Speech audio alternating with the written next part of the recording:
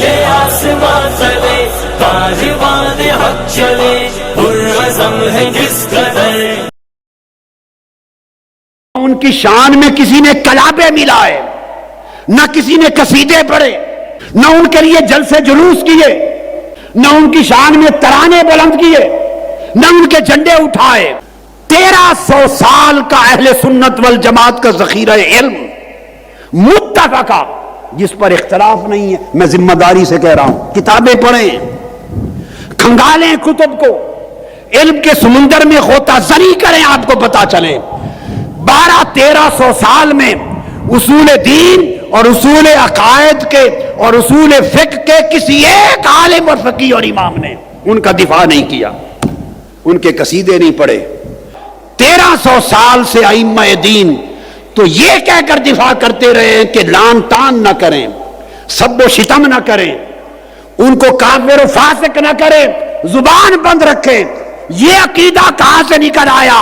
لوگ زبان بند کرواتے رہے 1300 سال تک ائمہ، اور آج یہ عقیدہ کہاں سے آیا کہ آپ ان کے جھنڈے اٹھا لیں اور ان کے نعرے لگائیں اور مسجد بجائے مسجد علی رکھنے کے ان کے نام پہ رکھے اور ان کی شانوں پر ترانے اور قصیدے گائیں اور ان کے جلسے کریں اور ان کے عرس منائیں اور یوم میلاد منائیں؟ خدا کے لیے مجھے بتا دو 1300 سال میں یہ عقیدہ میں نے اپنی زندگی میں نہیں دیکھا، نہ حنفیوں میں دیکھا، نہ مالکیوں میں، نہ شافعی میں، نہ حنبلی میں، نہ مقلدین میں، نہ غیر مقلدین میں، نہ اشاعرہ میں، نہ ماتریدیہ میں، نہ علماء میں، نہ صوفیاء میں، نہ محدثین میں، نہ فقہاء میں۔ 1300 سال یہ رہا۔ اب تم جھنڈے لے کے باہر نکل آؤ اور ان کی شانیں بیان کرو اور ان کے جلسے جلوس نکالو اور لوگوں کے ذہنوں میں ایک انتشار پیدا کرو کہ وہ بھی صحابی تھے، یہ بھی صحابی۔ امیر معاویہ رضی اللہ تعالیٰ عنہ کی شان میں، ان کے مناقب میں تقریر کرنی ہے تو ان کی ولادت کا دن تلاش کریں، وفات کا دن تلاش کریں، اس دن ان کا عرس منائیں اور مناقب بیان کریں۔ امام احمد بن حنبل اہل سنت کے امام ہیں، ان کا ایک کا نام ساری امت کا نام ہے۔ امام نسائی صاحب سنن الکبریٰ، صاحب المجتبیٰ، جو ہم اپنے سیاستہ کے اندر جو ہے نا، کیونکہ امام نسائی نے تو کئی کتابیں لکھی، سیاستہ میں جو نسائی اس کا نام ہے المجتبیٰ۔ ایک تو آپ کی سنن الکبریٰ بھی ہے، الخصائص بھی، دیگر کئی کتابیں۔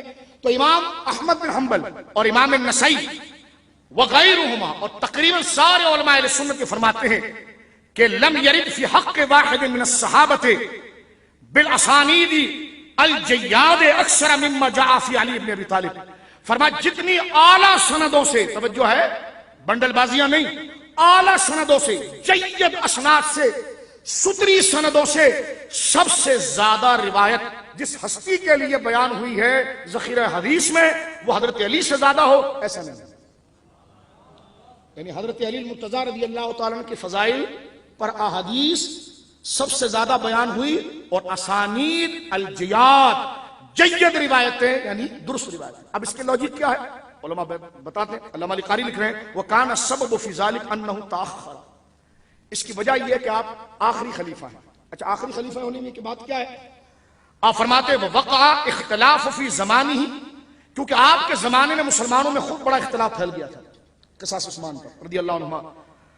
وَكَثُرَ مُحَارِبُونَ وَالْخَارِجُونَ عَلَيْهِ، اور آپ کا انکار کرنے والے، آپ کی عظمت و شان سے منہ موڑنے والے، اور آپ کی قدر و شان کے خلاف بک بک اور فحش گوئی کرنے والے اتنے زیادہ آ گئے تھے۔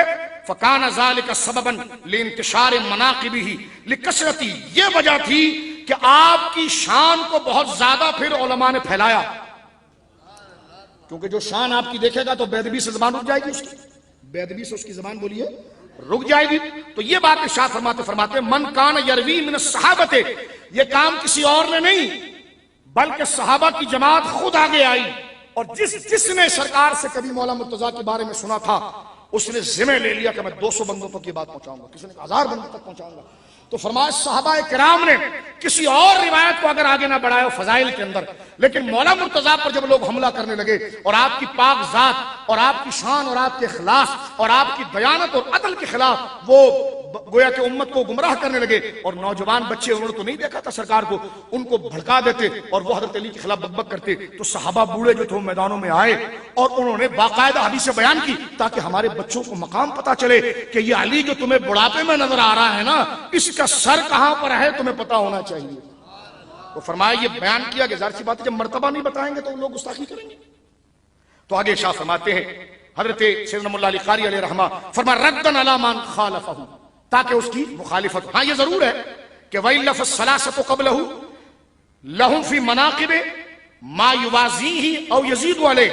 فرمایا ہاں یہ بھی ہے کہ پہلے جو 3 خلفاء گزرے ہیں ان کے فضائل یا تو آپ کے مقابلے میں کم بیان ہوئے ہیں، ہاں یہ بھی ہے کہ روایت اس کی بھی زیادہ ہے، یہ توازن بیان کیا۔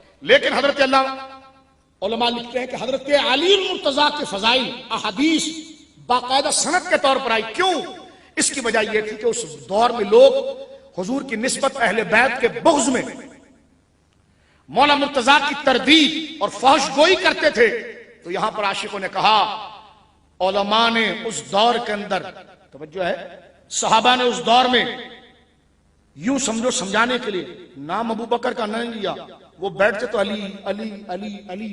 کسی نے پوچھا کیوں؟ فرمایا اس وقت علی کا نام ہی ابو بکر کا نام ہے، سمجھے؟ اس وقت علی کا نام ہی عمر کا نام ہے، کیونکہ لوگ ابو بکر کو گالیاں نہیں دے رہے، معاذ اللہ لوگ علی کو دے رہے ہیں۔ تو علی کو گالی ان تینوں کو گالی ہے، ایک صحابی کی توہین سب صحابی کی توہین ہے۔ اس وقت چاہے امام نسائی ہو، چاہے بڑے بڑے علماء صوفیہ ہو، صحابہ ہو، وہ بیٹھتے علی اٹھتے علی، اس لیے کہ علی کا ذکر ہی سارے صحابہ کا ذکر ہے، علی کا ذکر اسلام کا ذکر ہے۔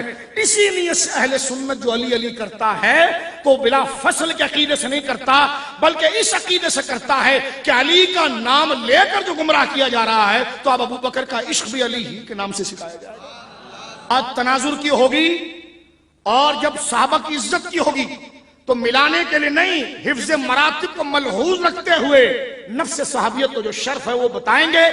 جس طرح ہمارے امت کے علماء اولین اور صحابہ نے اس وقت حضرت علی ہی کے ذکر کو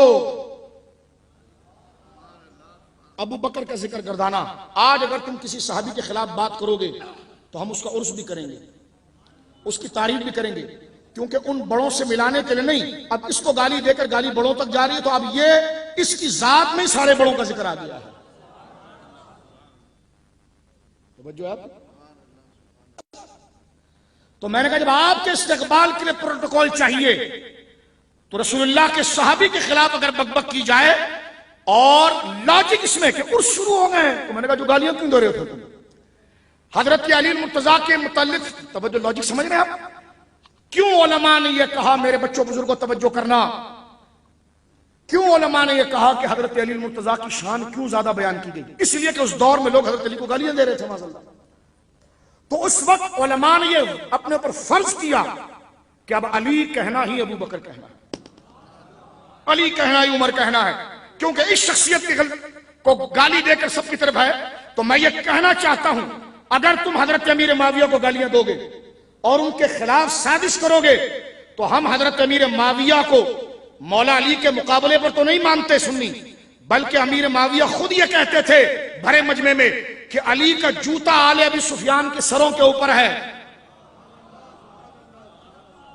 توجہ ہے، ہم تو حضرت امیر معاویہ کو امام حسن کے مقابلے پر نہیں مانتے فضیلت میں، امام حسین کے مقابلے میں نہیں مانتے، لیکن میں یہ کہنا چاہ رہا ہوں کہ اگر تم ایک صحابی ہونے کی حیثیت سے اس پر اٹیک کرو گے تو اب علی کا ذکر معاویہ کے نام پر ہی ہوگا، ابو بکر کا ذکر معاویہ ہی کے نام پر ہوگا، عثمان کا ذکر ان کا نام پر ہوگا، ان کا نام کیوں لے رہا ہے؟ میں نے کہا اب ایک صحابی کو گالی دیا تو نے تو انہی کے جیسے حضرت علی کے تنازع میں آپ دیکھیں، یعنی ہم مراتب کو جو ملا دے وہ تو خارجی ہے، اور جو مرتبوں کو بھلا دے وہ رافضی ہے، جو مراتب بھی یاد رکھے شان یاد رکھے وہ اہل سنت غوث پاک کا چاہنے والا ہے۔ اگر تم صحابہ کو گالی نہیں دیتے، ان کا ایام نہیں منائے جاتے، ان کا ایام منانا کہیں سے ثابت نہیں ہے، تو میں نے کہا آپ کی شانیں بتانا کہاں سے ثابت ہے؟ میں اگر ایک تقریر محلے میں آپ کے خلاف بولوں تو میرے مقابلے میں آپ 4 جلسے لا کر اپنی تعریف کرواتے ہیں. تو میں نے کہا بات سمجھ میں آئی کہ جب مخالفت ہوتی ہے تو اپنے مرشد کے لیے 4 بندے لا کر تعریف کرائی جاتی ہے. تو جب رسول اللہ کے صحابی کو گالی دو گے تو پھر ہم بیٹھیں گے بھی تو معاویہ کہیں گے, اٹھیں گے بھی تو معاویہ کہیں گے. بات سمجھ رہے؟ پھر میں اس کو حفظ مراتب مولا مرتضیٰ کے مقابلے پر نہیں, میں آپ سنیوں سے بات کر رہا ہوں. ان سے کیا تعلق, ان کو ہم کو اپنا امام, کوئی ہمارے وہ ٹھیکیدار ہیں ان کو امام ظاہر کریں نہیں, لیکن یہ بات بتانے کے لیے, یہ بات بتانے کے لیے بغض اتنا بڑھ گیا کہ لگا نہیں ہم تو صحابی مانتے ہیں, فضائل نہیں مانتے. اب تو کتابیں آ رہی ہیں کہ ہم صحابی بھی نہیں مانتے, صحابی بھی نہیں مانتے. تو میں نے کہا ظلم کون کر رہا ہے؟ تم صحابی بھی نہیں مانتے, امام حسن پوری ریاست دیتے ہیں. وہ کہہ رہے ہیں جی موضوع میرا مولا مرتضیٰ ہے, لیکن جب بات یاروں کی آئے گی تو حضرت مولا مرتضیٰ نے خود کہا کہ معاویہ کا خدا ایک, میرا بھی خدا وہ جو معاویہ کا خدا, میرا بھی رسول وہ جو اس کا رسول. ہاں بھائی یہ میرا باغی ہو گیا, باغی بمانا وقت کے حاکم کے سامنے کھڑا ہوا تو باغی کی سزا تو قتل تھی. علی تو فتویٰ جانتے ہیں, لیکن وہ غوث اعظم نے غنیہ میں لکھا, قادری بنتے ہو, غوث اعظم نے لکھا, حضرت بابا فرید جس کتاب کو پڑھاتے تھے التمہید, جس کو پڑھا کر حضرت نظام الدین اولیاء کو خلافت دی تھی آپ نے, اس کتاب میں لکھا ہے کہ معاویہ کے پاس دلیل تھی اور وہ دلیل اجتہاد کی تھی, اس وجہ سے اس کو باغی نہیں کہا جائے گا. اس وجہ سے مولا مرتضیٰ بھی صلح کی طرف آئے اور امام حسن بھی آئے. اب اس میں حق پر مولا علی ہی ہے. یہ بھی سنو, فائٹ مولا علی ہی ہیں, چاہے جمل ہو چاہے صفین ہو. اہل سنت مولا علی کے ساتھ ہیں, لیکن یہ اجتہاد کی بات ہے.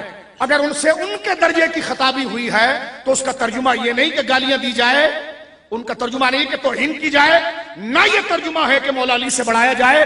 ہم اس حفظ مراتب کو رکھتے ہوئے بات کرتے ہیں کہ اس دور میں نے کل بھی وضاحت کی تھی کہ جب حضرت علی موجود تھے تو جس وقت حضرت میرا مولا موجود تھا, 4 سال اپنی خلافت کے منصب پر اہل سنت امیر کا لفظ ان کے علاوہ کسی کو نہیں بولتے تھے.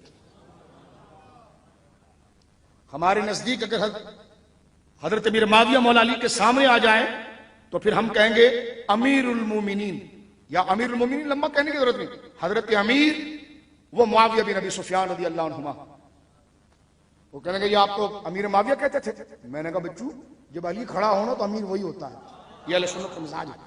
اتنی واضح کشادگی کے بعد اہل سنت کو تانا دینا اور بات کرنا, اور آپ جو گالیاں دیتے جا رہے ہیں یہ کیا ہوگا؟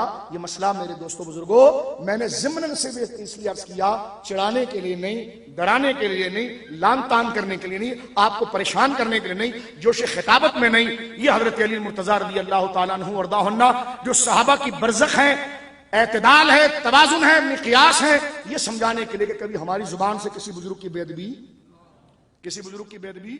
بولیے نہ ہو جائے.